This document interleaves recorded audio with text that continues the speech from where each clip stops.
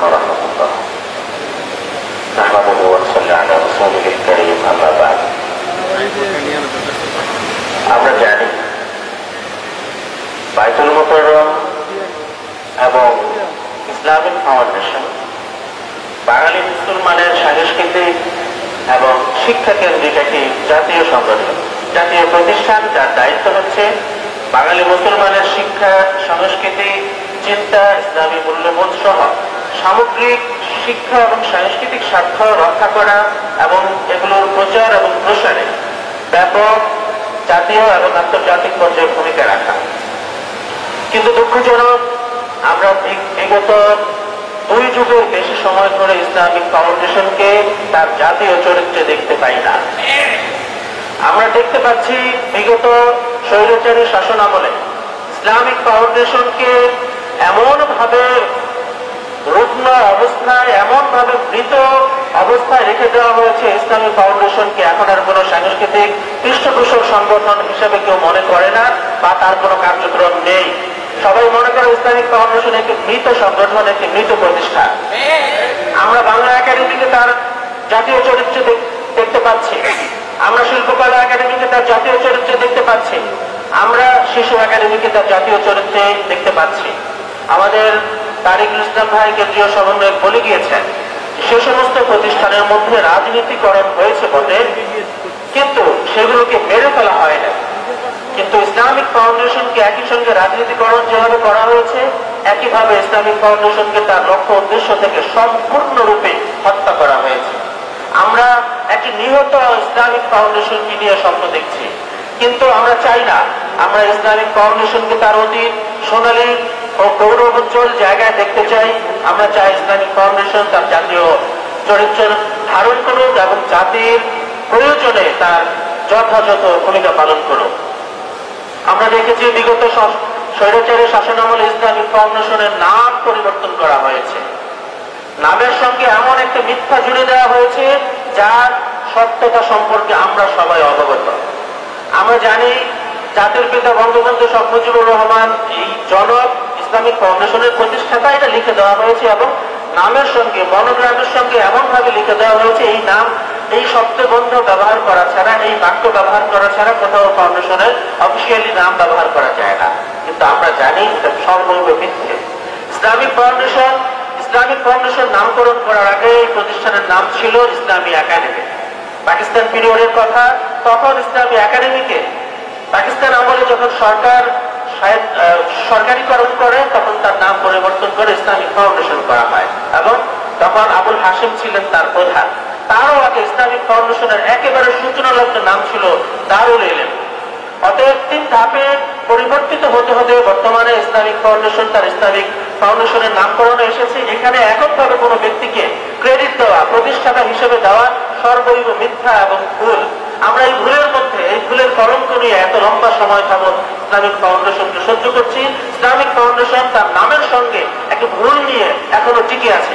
আমরা চাই আজ থেকে, এই মুহূর্ত থেকে ইসলামিক ফাউন্ডেশন তার ভুল থেকে, তার মিথ্যা থেকে এবং স্বৈরাচারী চিহ্ন থেকে বের হয়ে আসে, তার নিজের নামকে কলঙ্ক এবং পবিত্র করবে। দেশবাসীর পক্ষ থেকে আমরা এই আবেদন জানাই এবং শুধু এখানে শেষ নয়, আমি ইসলামিক ফাউন্ডেশনের লক্ষ্য উদ্দেশ্যগুলোর কয়েকটি আপনাদের সামনে একটু বলে দিতে চাই। কারণ আমরা বিগত কয়েক দিনে লক্ষ্য করেছি যে আমাদের অধিকাংশই মানুষ ইসলামিক ফাউন্ডেশনের লক্ষ্য উদ্দেশ্য সম্পর্কে অনেকটাই কম জানেন।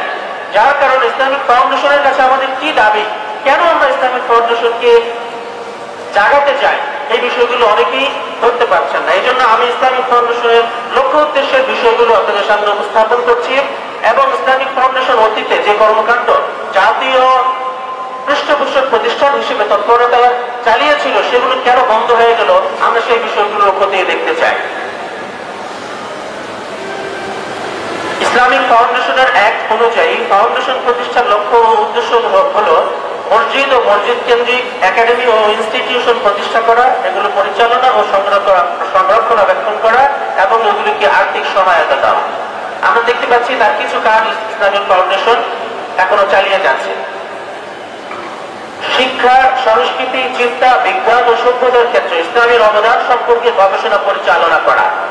আমরা অত্যন্ত দুঃখের সঙ্গে লক্ষ্য করছি এই যে 2 নম্বর পয়েন্ট, ইসলামিক ফাউন্ডেশনকে প্রতিষ্ঠার যে মৌলিক উদ্দেশ্য এবং লক্ষ্য, সেগুলো আমরা সেভাবে তৎপর দেখছি না। আমরা জানি ইসলামিক ফাউন্ডেশনের 2টা পত্রিকা আছে। ইসলামিক ফাউন্ডেশন পত্রিকা, যেটাকে জার্নাল বা গবেষণা পত্রিকা বলা হয়, আরেকটি হচ্ছে অগ্রপথিক, ইসলামিক ফাউন্ডেশনের মাসিক পত্রিকা, এটা সাহিত্য পত্রিকা। কিন্তু আমরা দীর্ঘদিন ধরে দেখছি ইসলামিক ফাউন্ডেশনের উভয় পত্রিকাগুলোতে, উভয় পত্রিকায় সরকারি বন্দনা, সরকারি ব্যক্তিবর্গের বন্দনা, ব্যক্তি বিশেষের বন্দনা এবং স্তুতি ছাড়া কোন গবেষণামূলক, কোন সৃজনশীল কর্মকাণ্ড, কোন রচনা আমরা দেখতে পাই না। এবং বিগত সময়গুলোতে এই সমস্ত পত্রিকায় তারাই বসেছিল, তারাই লিখেছে, সম্পাদনা করেছে, পৃষ্ঠপোষকতা করেছে এবং এগুলোর সুবিধা ভোগ করেছে যারা বিগত স্বৈরাচারের দোষর ছিল। আমরা চাই ইসলামিক ফাউন্ডেশন এই পত্রিকাগুলো এবং তার সমস্ত কর্মকাণ্ড স্বৈরাচারের দোষর থেকে মুক্ত হবে। ইসলামিক ফাউন্ডেশন বাঙালি মুসলমানের জাতীয় সাংস্কৃতিক সংগঠন বা জাতীয় সাংস্কৃতিক প্রতিষ্ঠান, এবং এই সংগঠন যেন তার পৃষ্ঠপোষকতা জাতীয়ভাবে সারা দেশের সবগুলো প্রতিষ্ঠানের উপরে বজায় রাখে, আমরা সেই দাবি করছি। তৃতীয়ত, ইসলামের মৌলিক আদর্শ, বিশ্ব ভ্রাতৃত্ব, পরম সহিষ্ণুতা ও ন্যায় বিচার প্রচার ও প্রসারে সহায়তা করা। আমরা এক্ষেত্রে ইসলামিক ফাউন্ডেশনের তেমন কোন অ্যাক্টিভিটি লক্ষ্য রাখি না। ইসলামিক ফাউন্ডেশন বিগত দিনে জঙ্গিবাদ মোকাবেলার বিভিন্ন প্রকল্প নিয়ে বাঙালি মুসলমানদেরকে সামাজিকভাবে এবং সাংস্কৃতিকভাবে প্রত্যাশা করার কাজ ছাড়া ভিন্ন কোনো উল্লেখযোগ্য কাজ করেছে বলে আমরা দেখি নাই। ইসলামী মূল্যবোধ ও নীতিমালা বাস্তবায়নের জন্য ইসলামের ইতিহাস, দর্শন, সংস্কৃতি ও আইন সম্পর্কে অধ্যয়ন ও গবেষণা করা, এ সংক্রান্ত পুস্তক, সাময়িকী প্রকাশ করা এবং সম্মেলন, বক্তৃতা, বিতর্ক ও সেমিনার, সিম্পোজিয়ামের আয়োজন করা। আমরা কি বিগত 15 বছরে, 16 বছরে ইসলামিক ফাউন্ডেশনকে এই ধরনের কোন কর্মকাণ্ডে জাতীয় পরিসরে অংশগ্রহণ করতে দেখেছি? ইসলামিক ফাউন্ডেশন সম্পূর্ণ তার লক্ষ্য উদ্দেশ্য থেকে সরে গিয়ে সে এমন একটা অবস্থায় পরিণত হয়েছে, এখন মানুষ আর ইসলামিক ফাউন্ডেশন বলে না, বলে জাতির পিতা ফাউন্ডেশন। আমরা এই কলঙ্ক থেকে ইসলামিক ফাউন্ডেশনকে মুক্ত করতে চাই।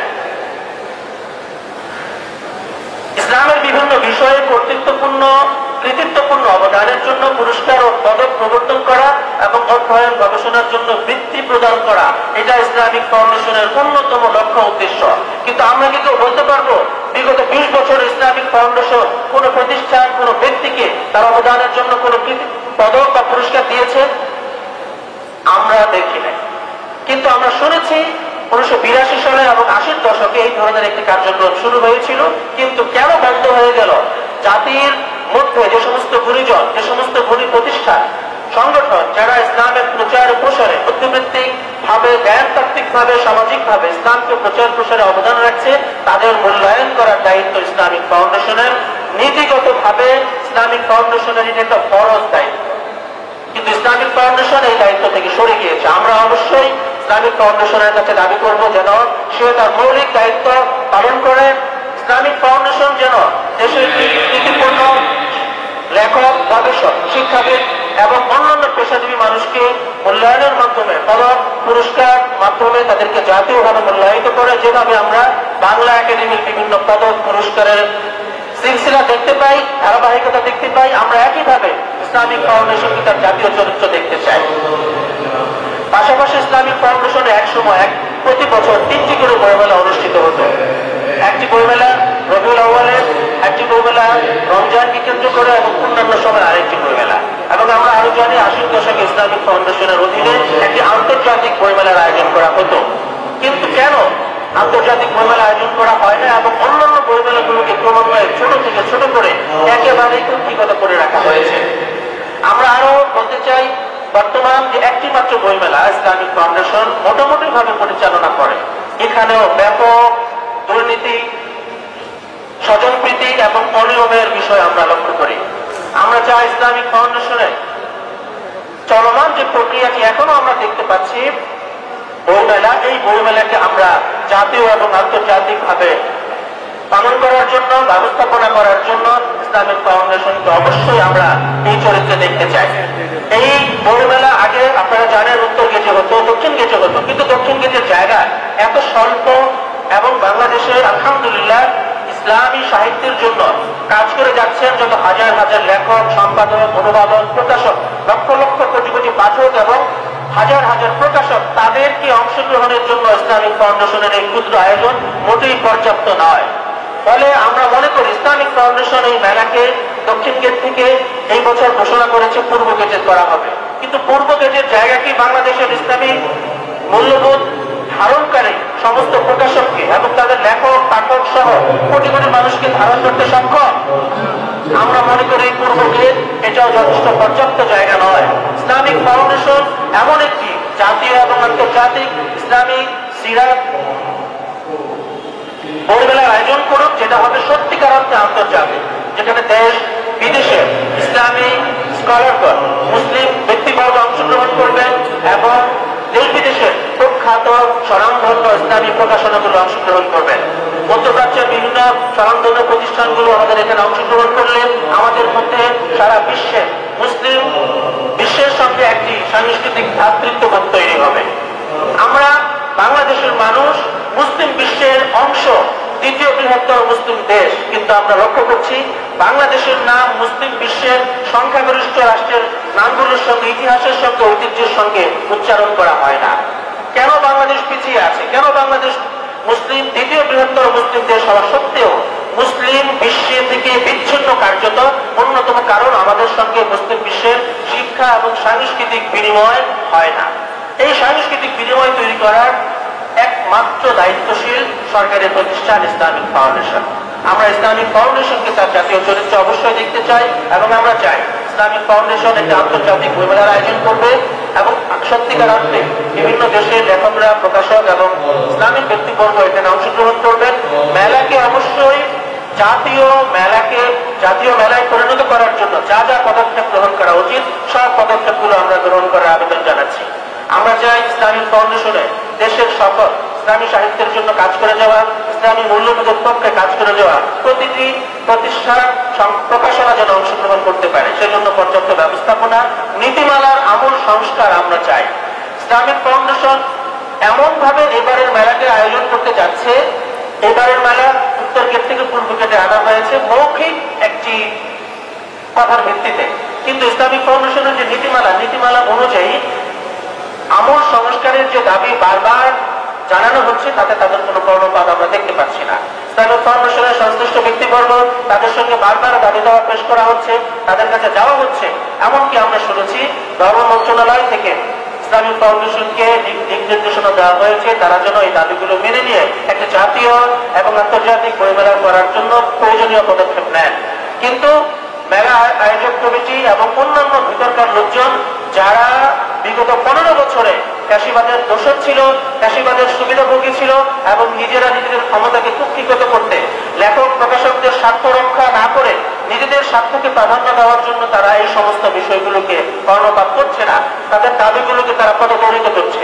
আমরা সবার পক্ষ থেকে সারা বাংলাদেশে বাঙালি মুসলমানের সবার পক্ষ থেকে জাতীয় দাবি হিসাবে আমরা বলতে চাই, আমাদের বইমেলাকে আমরা জাতীয় বইমেলা ক্রমান্বয়ে আন্তর্জাতিক বইমেলায় রূপান্তরিত দেখতে চাই। এজন্য অবশ্যই ইসলামিক ফাউন্ডেশনকে জাতীয়ভাবে তার ভূমিকা পালন করতে হবে। এর পাশাপাশি ইসলামিক ফাউন্ডেশনের মধ্যে মেলার রূপরেখাটা কেমন হবে এটা আমরা এক কথায় বুঝে বলতে পারি যে আমাদের এখানে 21শে বইমেলা হয়ে থাকে, আমরা সবাই জানি এবং অংশগ্রহণ করি। 21শে বইমেলা এখন একটি জাতীয় বইমেলায় রূপান্তরিত হয়েছে, তার ব্যবস্থাপনা এবং সবকিছু যথেষ্ট সুন্দর হয়েছে। আমরা বলতে চাই 21শে বইমেলার রূপরেখাকে সামনে রেখে ইসলামিক ফাউন্ডেশন জন্য একটা আন্তর্জাতিক বইমেলার রূপরেখা প্রণয়ন করে এবং মেলা আয়োজক কমিটির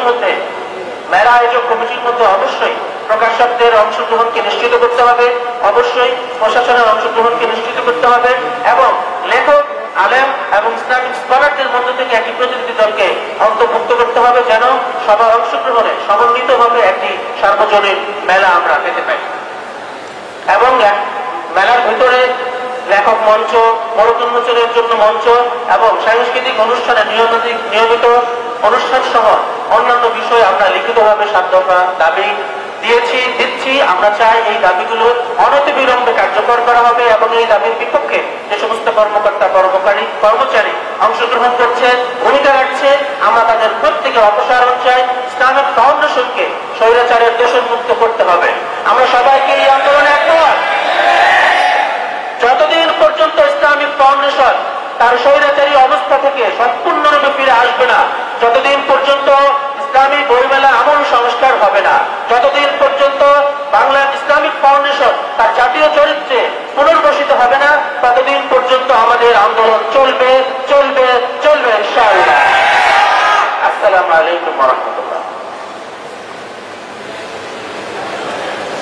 ধন্যবাদ গুরুত্বপূর্ণ বক্তব্য রাখার জন্য।